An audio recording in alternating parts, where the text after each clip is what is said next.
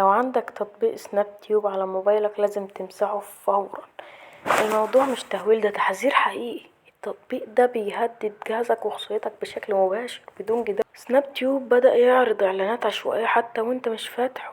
اوقات بتفتح موبايلك تلاقي اعلانات طالعة فجأة او اعلان صوتي شغال وانت ما شغلتوش اصلا وانت كمان طافي التليفون. الاعلانات دي كمان ممكن تكون خارجة او بتوصلك على مواقع مشبوهة. حتى لو قفل التطبيق هو بيشتغل في الخلفية. حتى لو قفل موقفه في الخلفية، موقف التشغيل في الخلفية، وده بيستهلك بطارية موبايلك بشكل كبير جدا. وغير كده كمان انه بيستهلك باقة الانترنت كأنه قاعد بيشتغل لوحده. نسخ معينة من سناب تيوب تم الإبلاغ عنها لأنها ممكن تثبت تطبيقات من نفسها أو توصلك لتطبيقات ضارة.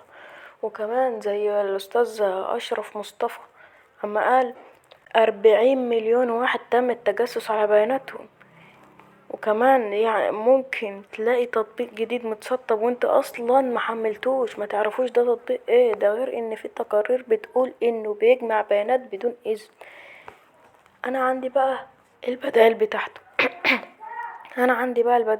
يا اسطى.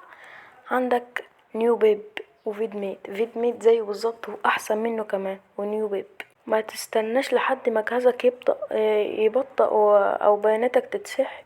امسح سناب تيوب فورا وجرب البدائل الآمنة واكتب لي في الكومنتات كنت بتستخدمه ولا لا وهل واجهت مشاكل معاه.